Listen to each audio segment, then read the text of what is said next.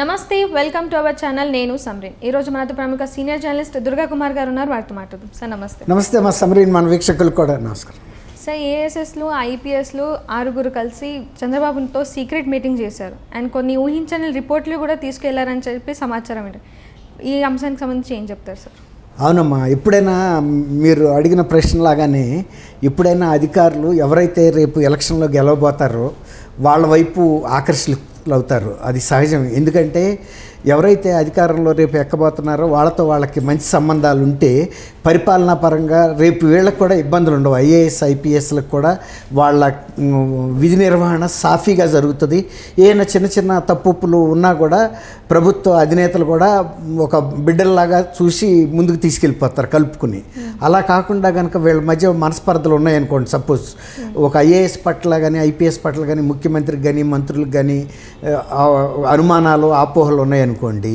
అవి చాలా తీవ్ర పరిస్థితులకు దారితీస్తే అశాంతి అన్నమాట ఏ అధికారి మనశ్శాంతిగా పనిచేయలేడు ఏదైనా చేసినప్పుడు దీని మీద మంత్రులు ఏమంటారో ముఖ్యమంత్రి ఏమంటారో ప్రభుత్వం ఏమన్నా చర్యలు తీసుకుంటుందేమో అనే ప్రతి క్షణము ఒక భయమైన వాతావరణం ఉంటుంది తర్వాత నిర్ణయాలను కూడా స్వేచ్ఛగా తీసుకోలేరు అదే కనుక ప్రభుత్వ నేతలతో కనుక వాళ్ళకి సయోధ్య ఉందనుకోండి ఆ నిర్ణయాలని స్వేచ్ఛగాను ఫ్రీగా తీసుకోగలుగుతారు తర్వాత ఏమైనా అభిప్రాయాలను పంచుకోవడానికి వాళ్ళ దగ్గరికి కూడా వెళ్ళి అడగగలుగుతారు సార్ మరి ఇట్లా మనం ఒక పాలసీ తీసుకుందాం అనుకుంటున్నాము మరి మీరేమంటారంటే ఆయన కూడా చూసి అందులో మంచి చెళ్ళు బాగానే ఉంది కదయ్యా ఈ స్కీమ్ని వర్కౌట్ చేసి మీరు పుటప్ చేయండి అని అంటారు అట్లా ఒకళ్ళ మధ్య ఒకళ్ళకి కనుక విశ్వాసం నమ్మకం గౌరవం ఉందనుకోండి ఆ ప్రభుత్వం అసలు ఏమాత్రం ఆటంకాలు లేకుండా ముందుకు వెళ్ళిపోతుంది దాని వలన ప్రజలకు కూడా మేలు జరుగుతుంది అదే కనుక అధికారుల మధ్యలోనూ ప్రభుత్వ అధినేతల మధ్యలోనూ కనుక సయోధ్య సరైన నమ్మకము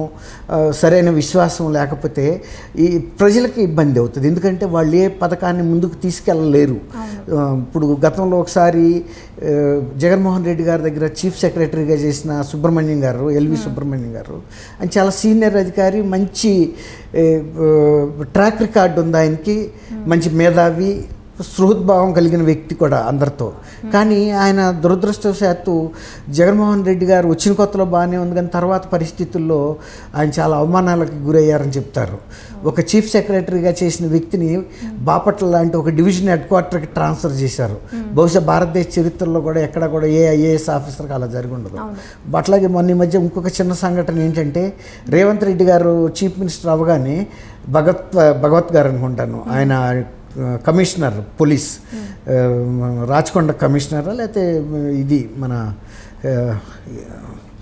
సైబరాబాద్ కమిషనరు పుష్పగుచ్చం తీసుకుని ముందుగా వెళ్ళేటప్పటికి కేంద్ర ఎన్నికల సంఘం ఆయన మీద చర్య తీసుకుంది ఎందుకంటే ఆయన అప్పటికి ముఖ్యమంత్రిగా ప్రకటితం అవ్వాల కాబట్టి అట్లా ఒక్కోసారి చిన్న చిన్న విషయాలు కూడా పెద్దవి అవుతాయి ఇప్పుడు కొంత వీళ్ళు ఓవర్ యాక్షన్ చేశారనే ఫీలింగు ఐఏఎస్ ఐపీఎస్లకు ఉంది ప్రతిపక్షాల పట్ల ఇప్పుడు అక్కడ వాతావరణం ఏమో కార్యక్షేత్రంలో చూస్తే తెలుగుదేశానికి జనసేనకి అనుకూలంగా ఉంది రేపు వీళ్ళు చీఫ్ మినిస్టర్ అవటం అనేది almost writing on the wall లాగా అనిపిస్తుంది కాబట్టి వాళ్ళు ఏమనుకున్నారంటే బహుశా కొందరు వచ్చి ఉండొచ్చు అది నేనైతే తోసిపుచ్చట్లేదు ఎందుకంటే ఇప్పుడు లోకేష్ గారు కూడా రెడ్ బుక్ అని ఒకటి మెయింటైన్ చేస్తున్నారు అంటే ఎవరైతే అధికారులు తమ అధికారాన్ని దుర్వినియోగం చేసి ప్రతిపక్ష నాయకుడిని ప్రతిపక్ష కార్యకర్తల్ని లేకపోతే ప్రజల్ని ఇబ్బంది పెడుతున్నారు అలాంటి వాళ్ళ మీద మేము నోట్ చేసుకుంటున్నామని ఇప్పుడు మొన్న అంగళ్ళలో హత్యా ప్రయత్నం అనేది చంద్రబాబు నాయుడు గారి మీద జరిగితే చంద్రబాబు నాయుడు గారే ఇతరుల మీద హత్యా ప్రయత్నం చేశాడని ఒక కేసు పెట్టించారు అక్కడ ఒక పోలీస్ అధికారి ఇలాంటి కొంచెం తప్పు కదా జరిగిన వాస్తవాలు పెట్టాలి అంతేగాని ప్రభుత్వం ఏది చెప్తే అది చేయకూడదు కదా ఇప్పుడు అట్లాగే మొన్న అరెస్ట్ చేసినప్పుడు కూడా వచ్చిన పోలీస్ అధికారి ఐపీఎస్ అయినా కూడా ఇప్పుడు మిమ్మల్ని నేను ఎందుకు అరెస్ట్ చేస్తున్నానో నేను చెప్పలేనండి మాకేమీ తెలీదు మేము మిమ్మల్ని అరెస్ట్ చేసి తీసుకుని విజయవాడ వెళ్ళేలోగా నాకు సమాచారం అందుతాయి అప్పుడు చెప్తా అన్నాడు చెప్పడం ఆయన మర్యాదగా అని చెప్పాడు అట్లా కొన్ని అపోహలను తొలగించుకోవడానికి కొంచెం అధికారులు ఎవరన్నా చొరవ తీసుకుని వచ్చి ఉండొచ్చు కొందరు 5 6 నంబర్ నేను చెప్పలేను వచ్చినప్పుడు ఏం చెబుతారంటే వాళ్ళు సహజంగా సార్ మాకు కావాలని మేము చేయలేదు ఈ పనులన్నీను మా మీద పైన ప్రభుత్వం ఒత్తిడి చేయబట్టి చేశాం తప్ప వ్యక్తిగతంగా మేము ఇష్టపూర్వకంగా చేయలేదు కాబట్టి ఇందులో మీరు తప్పుగా అర్థం చేసుకోవద్దు మీకు తెలియని విషయాలు కూడా కాదు మీరు కూడా గమనిస్తున్నారు. ఇప్పుడు మిమ్మల్నే 52 రోజులు అక్రమంగా అరెస్ట్ చేసిన ప్రభుత్వం ఇది. తర్వాత ప్రభుత్వంలో కూడా ఇవే కాదు అనేక లోపాలు ఇవన్నీ కూడా జరిగినాయి అని కొన్ని ఇంటెలిజెన్స్ అంటే కొన్ని విశ్వసనీయమైన నివేదికలను కూడా అంటే నిగూఢమైన నివేదికలను కూడా కొన్ని ఆయనకి ఇచ్చారని చెప్తున్నారు. ఎందుకంటే ఆయనకు కూడా ఒక విశ్వాసం వీళ్ళ మీద కలగాలి. వీళ్ళు స్వచ్ఛందంగా ఇలాంటి అకృత్య పనులు చేయలేదు, ప్రభుత్వం ఒత్తిడి మేరకు. ఉద్యోగస్తులు ఏం చేయగలుగుతారమ్మా? ఎవరైనా వాళ్ళకుండే అధికారాలు పరిమితం, అంతే. ఏ చెప్తే చేయాలి, చేయకపోతే ఇంటికి పంపిస్తారు. వాళ్ళకి కుటుంబాలు ఉన్నాయి, తర్వాత బెదిరిస్తారు. ఇవన్నీ ఎవరు పడతారు? అందువల్ల బహుశా మీరు అన్నట్టు ఒక 5-6 ఎవరన్నా కానీ కొంతమంది వచ్చి కలిసి ఆ వివరణ ఇచ్చుకుని రేపు మీ ప్రభుత్వం వస్తే మీరు ఎలా చెబితే అంతే చేస్తాం తప్ప మాది ఇందులో ఏముంటుంది సార్? ఇప్పుడు మీలాంటి గతంలో మీరు 5 ఏళ్ళు పనిచేశారు, మేము ఆ రోజున మా మీద ఏ రకమైన ఫిర్యాదులు ఎవరికి రాలేదు, మేము కూడా సంతోషంగా చేశాం మీ దగ్గర, మేమేమి ఇబ్బంది కూడా పడలా. కానీ ఈసారి మేము ఈ 5 ఏళ్లలో కొన్ని ఇబ్బందులు పడ్డాము. మాకు ఇష్టం లేని పనులు, లేకపోతే రాజ్యాంగానికి విరుద్ధమైన పనులు, చట్టానికి విరుద్ధమైన పనులు, మా మనస్సాక్షికి విరుద్ధమైన పనులు కూడా మేము చేయాల్సి వచ్చింది.